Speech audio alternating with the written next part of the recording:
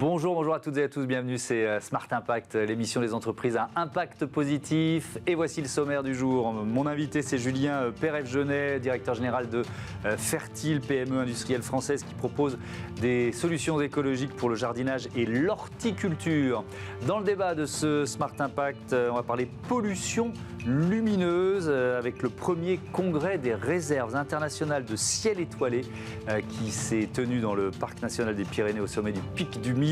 Et puis dans notre rubrique consacrée aux startups, je vous présenterai Cetera, ses mobiliers urbains, son matériel de compostage, réponse aux nouvelles règles de tri des déchets alimentaires. Voilà pour les titres, c'est parti, c'est Smart Impact.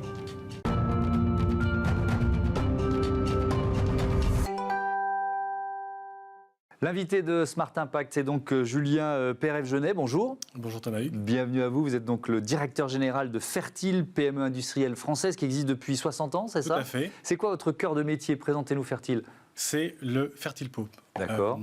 Nous produisons en fait dans les Vosges, au sein de notre site industriel, un pot de fleurs biodégradable. Il faut savoir qu'en France, vous avez à peu près 1 milliard de pots plastiques qui sont utilisés pour faire la production de plantes. Et ces pots sont en général brûlés à la fin, vous le jetez et c'est terminé. Nous produisons une solution qui est à base de fibres de bois et d'eau, et c'est tout. Ouais. Alors on rentrera dans le détail du processus de fabrication, mais est-ce que ça a toujours été le cas? Est-ce que ça fait 6 décennies que vous êtes sur ce modèle-là, ou est-ce que le plastique a fait partie de votre modèle à une époque? Jamais. En fait, un peu à l'idée... C'était pionnier de faire ça. À l'idée de Monsieur Jourdain, on faisait déjà de l'écologie il y a 60 ans. Oui. Nous avons en fait développé le Fertile Pot pour produire des jeunes plants d'arbres, pour repeupler la forêt vosgienne après la guerre de la Seconde Guerre mondiale. Oui. Et naturellement, ça s'est développé. Le plastique est arrivé après. Et finalement, le Fertile Pot s'inscrit aujourd'hui comme une solution aussi face au plastique. Oui, évidemment. Selon une étude du Conseil économique, social et environnemental, le CESE, 81% des produits plastiques deviennent des déchets en moins d'1 an. Il faut vraiment bien mémoriser ce chiffre. Ça concerne évidemment tous les produits plastiques. Mais si je pense pot de fleurs, c'est encore pire, quoi. C'est-à-dire qu'on dépote et ensuite ce pot, on ne sait plus jamais quoi en faire. Il est jeté, et on sait qu'en France, le plastique, il est en général incinéré. En plus, c'est pas facile à recycler le plastique des plantes ou des pots de fleurs. Non, le recyclage ne marche pas, en fait. Vous avez la priorité, en fait, c'est d'abord la réduction. De l'utilisation du plastique. Bien sûr. Vous avez en fait en France une filière du végétal qui est très orientée plastique. Et leur volonté, c'est de mettre en avant les solutions de recyclage. C'est comme écoper un bateau qui prend l'eau. Il faut d'abord stopper l'hémorragie, boucher les trous, et ensuite le recyclage. La priorité, c'est la réduction du plastique. Donc c'est utiliser moins de plastique avec donc cette gamme de pots. Vous les appelez les sans-culottes, c'est ça? Alors on a justement... C'est une nouvelle gamme ou il s'appelle comme ça? Alors nous avons produit en 2022 300 millions de pots, tous à partir de notre usine des Vosges. 80% partent à l'export. Et en France, en fait, vous ne nous connaissez pas. Vous nous avez peut-être vus, mais vous ne nous connaissez pas. Et notre volonté, c'est de se faire connaître. Et donc de développer une marque grand public, les sans-culottes, pour promouvoir la plante sans culotte, la plante sans déchets. Et on fait appel aussi au côté révolutionnaire français, évidemment, pour amener le consommateur à chercher une plante sans déchets, une plante responsable. Alors justement, comment sont-ils produits, ces pots en bois? Quel est le processus? Expliquez-nous. Alors, on maîtrise la chaîne de valeur de A à Z. Nous sommes dans les Vosges, donc territoire très forestier, une industrie forte, un patrimoine industriel très fort. Et donc, nous allons acheter du bois d'éclaircie, donc du bois qui est censé être coupé pour que la forêt se développe de manière plus forte. Et donc, nous, on va venir défibrer ce bois mécaniquement. Il n'y a pas de chimie, il n'y a pas d'agent chimique. On défibre le bois et ensuite on va venir le former avec des machines qui vont donner la forme du pot. Et ensuite on va venir extraire l'eau qui reste naturellement par du séchage. Et à la fin vous avez un pot et de l'eau et du bois. Et du savoir-faire. Oui, quand même pas mal. Pas de produits chimiques. Est-ce que ça, c'est compliqué? Parce qu'il y aurait des solutions plus simples avec des produits chimiques, si je comprends bien. On se l'interdit. Ça serait plus simple, mais on se l'interdit. On reste naturel, 100% naturel, 100% biodégradable. Quand la plante va être plantée dans la terre, le pot va dégrader naturellement, les racines vont passer à travers et il va se décomposer intégralement. Et il n'y aura aucun résidu, il n'y aura aucun microplastique. Le risque d'avoir une solution avec des agents chimiques, c'est qu'à la fin, il peut y avoir des microplastiques. Nous, il n'y a rien. Il n'y a que de la fibre de bois. Ouais. Et là aussi, je remonte à l'origine de Fertile.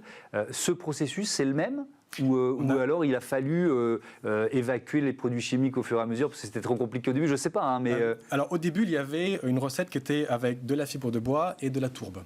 Et cette recette, en fait, la tourbe, c'est de la terre fossilisée qui n'est pas très durable, en fait, dans l'absolu. Et donc, on a cherché à modifier cette recette pour être 100% fibre de bois. Mais le principe est resté le même. On défibre le bois et ensuite, on vient le mouler. Et d'ailleurs, on a rencontré l'ingénieur qui a plus de 80 ans maintenant, qui a développé et conçu les machines il y a plus de 60 ans. Ouais. Quand on dit biodégradable, alors c'est peut-être pas le plus important, mais ça prend combien de temps Moins d'1 an. C'est-à-dire que quand vous allez le planter, la vie microbienne du sol va venir manger, consommer la fibre de bois, la dégrader, et il va se retransformer en humus. C'est vraiment boucler la boucle de la plus pure façon qui soit, le pot va se décomposer complètement. Ça veut dire que d'une certaine façon, plus le sol est riche, plus il va se biodégrader rapidement, c'est ça? Oui, tout à fait. Les micro-organismes, les champignons, les petits vers de terre, ils vont passer à travers, ils vont manger, ils vont le dégrader, et c'est comme ça qu'en fait, il va se décomposer complètement. Quels sont vos principaux marchés? Vous nous avez dit, effectivement, on est assez peu connu en France, donc ça veut dire que vous exportez vers où? Alors, on exporte en Europe, on a à peu près entre 80 et 90% de part de marché au niveau de l'Europe, mais pas que. Comme le produit est assez unique au monde, on exporte à travers le monde entier. On a des partenaires aux États-Unis, en Australie, en Nouvelle-Zélande. Donc, on exporte à travers des distributeurs professionnels qui vont ensuite diffuser dans leur pays. On exporte aussi à travers des grands producteurs de plantes directement et la grande distribution avec des clients qui vont nous demander de produire sous MDD, marque de distributeur. Bien sûr. Et les villes. Les villes sont aussi des... Ah oui, les municipalités qui produisent en fait, elles-mêmes leurs plantes. D'accord. Sur un rond-point, Ouais. vous n'avez pas enlevé le pot, vous le plantez directement et c'est fini, il n'y a pas de pot plastique. Comment vous expliquez le fait que finalement vous soyez relativement peu présent sur le marché français et que vous ayez besoin aujourd'hui de vous faire mieux connaître? Alors, ça peut sembler paradoxal. Oui, bien sûr. Alors, évidemment, le Fertile Pot n'est pas non plus un produit parfait, sinon il n'y aurait pas de problème de plastique, on serait partout. Il y a quand même deux principaux freins, en fait. C'est le prix, évidemment, par rapport à un pot plastique, on est plus cher. D'accord. C'est un premier frein. Le deuxième frein, c'est que sur le point de vente, on va avoir du mal à l'identifier. Il va être un petit peu sale, il va commencer sa dégradation, donc on va avoir des petites algues qui vont arriver, donc ça peut être rebutant. Et nous, ce que l'on souhaite, avec notamment les sans-queue, c'est d'expliquer le principe que c'est normal, c'est naturel, donc c'est normal que la vie arrive sur le produit. Dès que vous l'arrosez, forcément, vous avez la lumière, de l'eau, de l'air, et la vie arrive naturellement. Alors, il y a d'autres engagements, parce que vous cochez déjà une case importante en matière d'éco-responsabilité. Mais par exemple, si je pose la question de l'emballage, est-ce que quand vous l'expédiez comment les choix d'emballage, les choix de logistique, vous vous positionnez comment par rapport à ça? Nous, notre but, c'est de réduire le plastique avant tout. Donc, il y a le moins d'emballage possible. Les pots sont livrés chez nos clients, les producteurs, directement sur palette. Pas de plastique. Et chez nos clients qui nous demandent de distribuer à travers les grandes surfaces, donc pour le grand public, là, on réduit l'emballage plastique. On a innové avec des emballages le plus réduit possible, en papier craft, par exemple, avec juste une étiquette, donc à sa plus simple expression, pour justement réduire l'impact écologique. Et alors, cette usine dans les Vosges, il y a aussi un certain nombre d'engagements inclusifs. Vous pouvez nous les décrire? Oui.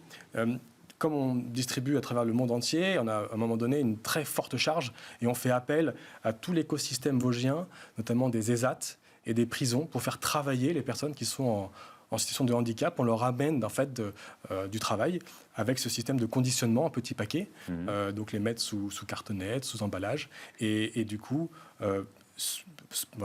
activer ce réseau de personnes qui vont Donc, travailler. pour bien compris, c'est quand il y a des coups d'accélérateur à donner, c'est ça? On est très saisonnier, hein, forcément, nos produits doivent être dans les magasins avant le printemps pour que vous puissiez faire vos semis. Donc nous, notre forte activité, c'est pendant l'hiver. Et donc là, on a besoin de faire appel à la sous-traitance et par le travail avec les ESAT ou les prisons. Un dernier mot, peut-être sur les perspectives de Fertile, marché français, c'est la priorité pour les prochaines années? C'est la priorité de se faire connaître avec notre marque Les Sans Culottes pour promouvoir ce principe et d'aider nos clients à mettre en avant ce produit. Et c'est aussi, sur un point de vue législatif, vous avez la loi AGEC qui a beaucoup aidé. Le plastique, c'est recyclable, mais au final, c'est pas recyclé. Donc, promouvoir le pot biodégradable, on l'a fait pour les pailles, on l'a fait pour les cotons-tiges, on l'a fait pour la vaisselle plastique. Il ne manque plus que le faire pour les pots plastiques. Et ben voilà, le message est passé. Merci beaucoup Julien Perrel-Genet et à bientôt sur Bismart. On passe à notre débat. Je suis sûr que vous êtes partant pour observer tranquillement un ciel étoilé.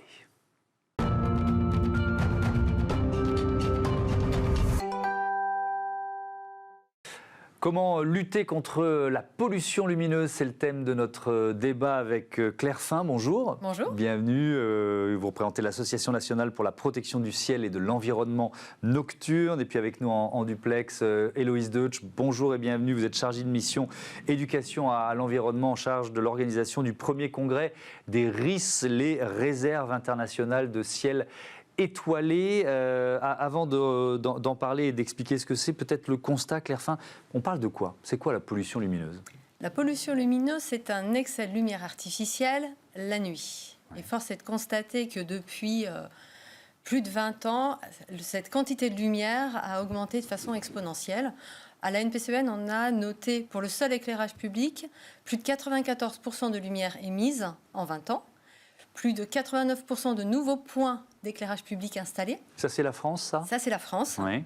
Et il y a une étude internationale qui est sortie en début d'année qui notait que la pollution lumineuse, on a commencé à parler du sujet quand même, 20 ans de plaidoyer, ça devrait porter, mais elle continue d'augmenter à raison de à peu près 2% par an, d'après les observations satellitaires, mais on sait que ces observations sont sous-évaluées et qu'on est plutôt de l'ordre de 10% par an.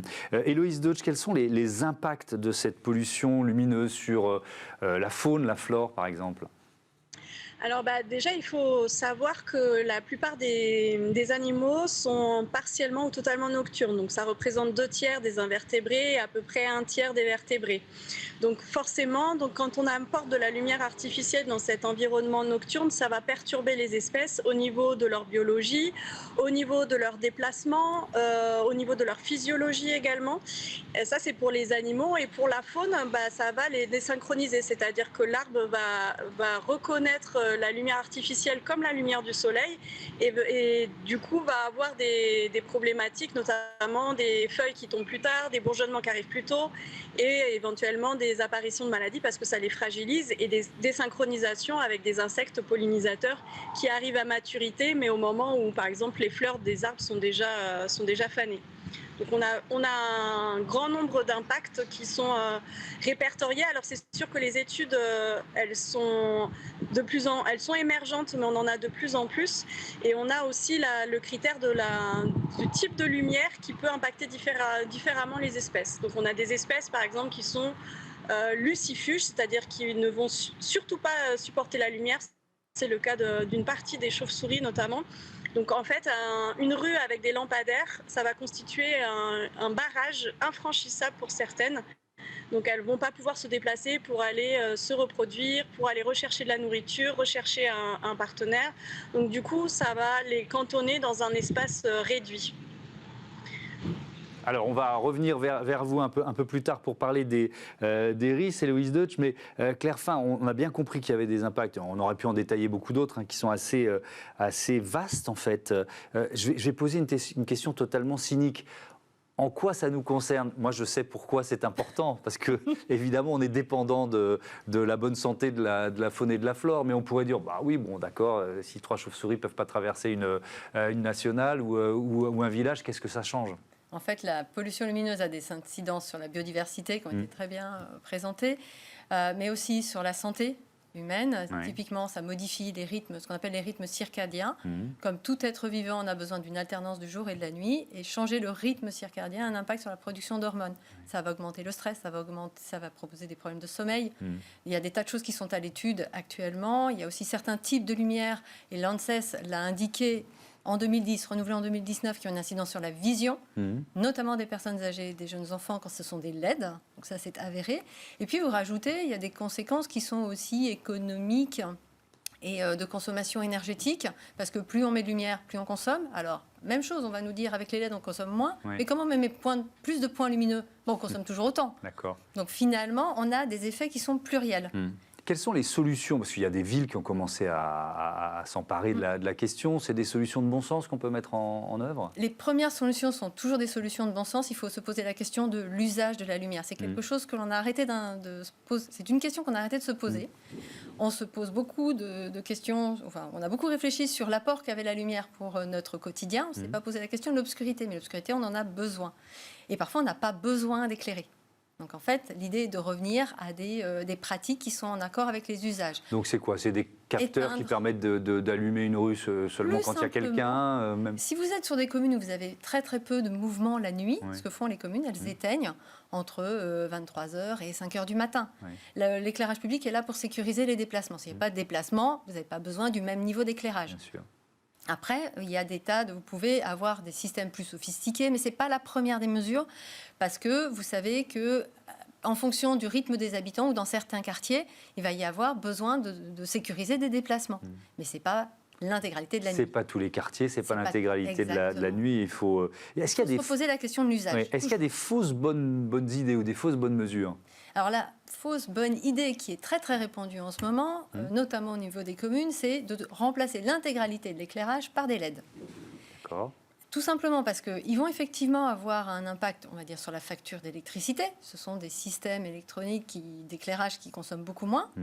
Mais ce sont des types d'éclairage qui ont aussi des incidences plus dommageables sur la biodiversité et sur la santé humaine.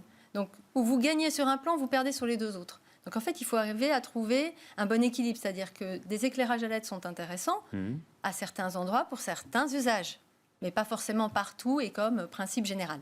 Ok, intéressant, effectivement. Et Héloïse Deutsch, parlons des RIS, ces réserves internationales de ciel étoilé. Pourquoi ont-elles été créées? C'est quoi le principe? Alors déjà, c'est un label, donc Réserve internationale de ciel étoilé, qui est décerné par une association américaine. Il y en a 5 aujourd'hui qui ont été créés en France. L'objectif, c'est vraiment déjà de reconnaître la qualité du ciel étoilé dans la zone cœur de la Réserve internationale étoilée, c'est-à-dire que ce sont des zones cœur avec très peu de pollution lumineuse. Donc pour s'en assurer, on prend des mesures de ciel étoilé, de la pollution lumineuse. Et au-delà de cette zone cœur, on met en place avec les syndicats d'énergie qui gèrent l'éclairage ou les villes qui gèrent leur éclairage en direct, on met en place un programme de conversion de l'éclairage et de sensibilisation des élus et des habitants pour expliquer effectivement ce qui vient d'être dit, c'est-à-dire que l'éclairage, c'est de la consommation d'énergie, que c'est des impacts sur la santé et la biodiversité et qu'il faut se re-questionner sur où est-ce qu'on éclaire, pourquoi on éclaire et est-ce qu'on a besoin d'éclairer tout le temps et partout.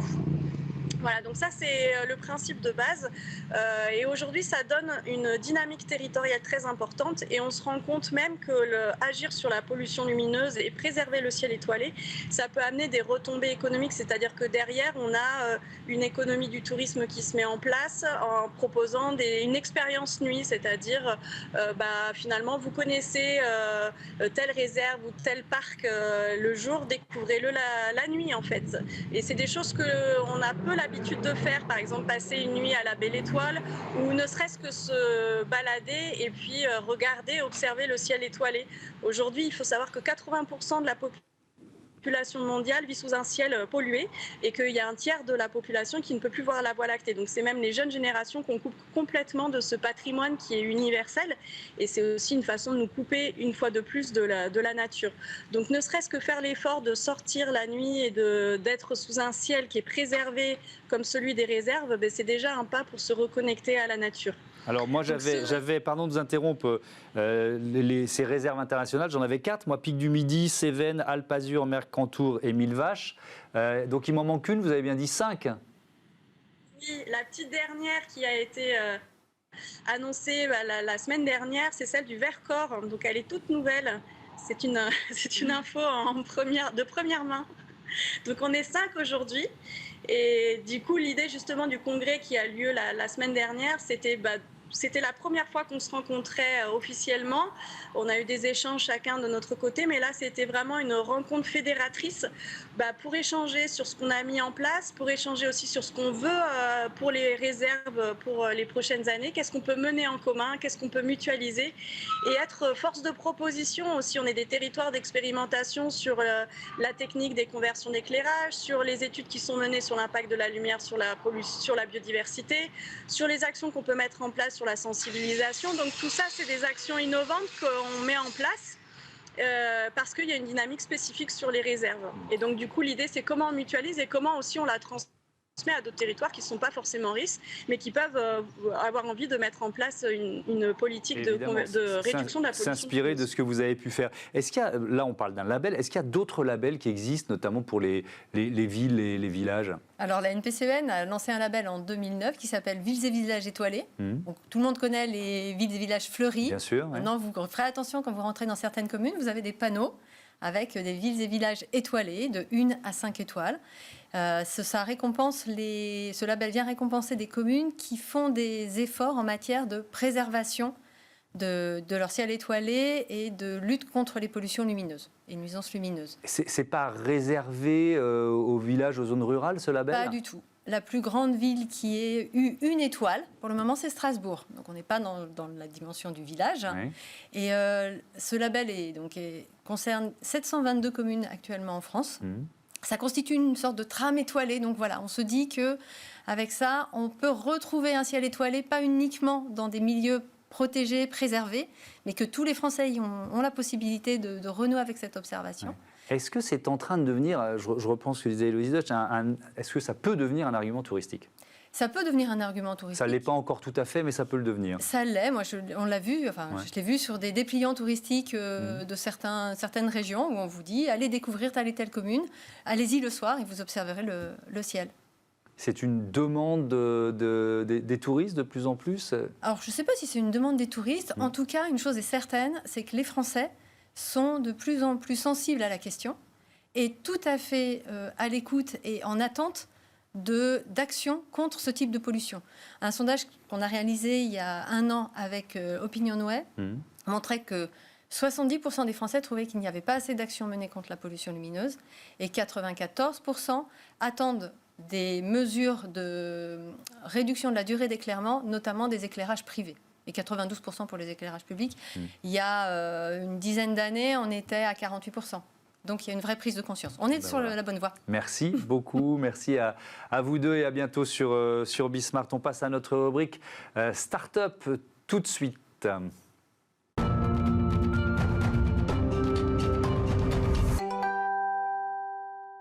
Smart Ideas, et je vous présente tout de suite mon invité Gauthier Forgery. Bonjour, bienvenue. Bonjour, vous merci. Êtes le cofondateur de Kaetera, créé en 2022 avec Paul Marchisio. C'était quoi votre idée de départ ? C'est quoi Kaetera ? Alors Kaetera, en fait, on a voulu innover dans le compostage, donc c'est-à-dire repenser la manière, la façon dont on fait du compostage pour l'introduire dans l'espace public et le milieu professionnel, donc en résolvant toutes les problématiques liées au compostage dans des tels milieux, donc à savoir les odeurs, les rongeurs et puis le labeur, donc la charge d'entretien associée classiquement à ce processus de compostage. Alors on fait avec quoi ? Quels produits vous proposez ? Alors on a différentes gammes, donc on a des composteurs collectifs, donc un usage collectif qui veulent être implantés dans les entreprises, au bas des ensembles collectifs, dans les collectivités, dans la rue. Et puis en fait, ces composteurs vont intégrer un réservoir de matière sèche, une colonne d'aération, tout ce qu'il faut pour que l'utilisateur puisse entretenir à chaque utilisation le composteur. On les trouve déjà sur notamment des aires d'autoroute, c'est ça ? C'est ça. Alors on les trouve par exemple dans la commune de Bougival, à Châtel, sur certaines aires d'autoroute. dans des communautés d'agglomération, dans des entreprises et dans des copros également. Donc il y a ça, et puis il y a aussi un jardin composteur. Alors c'est quoi un jardin composteur? Alors le jardin composteur, en fait, c'est une jardinière surélevée, donc à hauteur, qui fait office de jardin partagé pour les utilisateurs, mais qui intègre en son centre une tour de compostage. Et en fait, cette tour de compostage, elle va permettre aux nutriments qui se dégradent des biodéchets, en fait, d'être diffusés naturellement dans les terres de culture pour l'enrichir de façon naturelle. Puis la partie solide du compost, qu'on va pouvoir récupérer par la trappe inférieure, va pouvoir être rediffusée au niveau des plantes, ce qui va permettre une valorisation sur place du compost produit. Et alors pour ce produit-là, c'est un peu les mêmes clients, les mêmes cibles, ou c'est plutôt les particuliers? Alors pour les particuliers, on ne fait pas encore. On a une gamme qui doit sortir à la mi-2024, donc on est dessus, on ne peut pas encore communiquer. Mais donc les jardins composteurs, c'est aussi à destination des collectivités ou des ensembles publics? Oui, alors on le vend un peu au même public. C'est dans l'usage où ça va être différent. Souvent, les clients qui se penchent sur ce produit veulent avoir un aspect un peu plus pédagogique de sensibilisation, parce que le jardin composteur, en fait, il illustre parfaitement le cycle du vivant, comment ça se passe dans le cycle du vivant, donc les nutriments qui se dégradent et qui nourrissent les forêts ensuite. Alors, on le sait, le 1er janvier prochain, il y a cette obligation de trier nos biodéchets, nos déchets alimentaires. On a déjà consacré plusieurs parties d'émissions à ce thème, et c'est vrai que le constat qui a été fait par nos différents invités, c'est qu'on aura un peu de retard à l'allumage. Toutes les villes ne sont pas prêtes, comment vous l'expliquez? C'est un peu comme le tri sélectif qui a mis 5 ans à être dans les mœurs en fait. Et donc c'est forcément un changement de comportement donc qui va mettre du temps. Mais l'idée c'est vraiment d'accompagner les utilisateurs pour que ce soit fait le plus simplement possible et de manière la plus logique possible, donc sans transport des biodéchets qui contiennent majoritairement d'eau de toute façon. Les villes, elles ont le choix entre différents systèmes. Il y a ce que vous proposez, il y a aussi finalement une collecte qui ressemble à la collecte des déchets classiques, c'est ça? C'est ça. En fait, il y a 2 solutions. Le marché tend vers 2 solutions. Le compostage in situ d'un côté et puis la collecte des biodéchets, donc les éboueurs en fait, des biodéchets. Donc cette collecte, elle est justifiée pour les gros gisements. Mais pour les plus petits gisements, ça devient un non-sens parce qu'effectivement, on va émettre du CO2 pour déplacer ces biodéchets qui peuvent être gérés de manière locale et profiter aux utilisateurs. Donc le compost produit en fait. Quels sont les freins au développement finalement du compostage? Quelles sont les questions principales ou les inquiétudes principales que vos clients expriment? Alors, c'est la peur un petit peu parce que le compostage classique, comme on le connaît, peut effectivement émettre certaines nuisances, donc comme je vous le disais, les odeurs, les rongeurs, notamment la métropole de Lyon qui avait mis en avant le compostage et puis recule un petit peu parce qu'effectivement il y a eu des problèmes liés aux plaintes des riverains. Et donc nous, ce qu'on veut faire passer comme message, c'est que le compostage est possible, on peut l'encadrer et tout peut bien se passer. En fait. Mais alors, on va terminer là-dessus rapidement. Par exemple, sur les odeurs, quelles solutions techniques vous avez mis en place pour finalement les réduire? En fait, les odeurs dans le compost, elles se forment lorsque la matière rentre en putréfaction, lorsqu'elle n'est pas brassée ou on n'ajoute pas assez de matière sèche. Donc nous, on a essayé de réfléchir à une solution qui permet un brassage en fait autonome par l'ensemble des utilisateurs. Donc ça, on n'a plus de problème. Il y a également une colonne d'aération qui vient amener l'oxygène de l'extérieur vers l'intérieur pour nourrir les bactéries.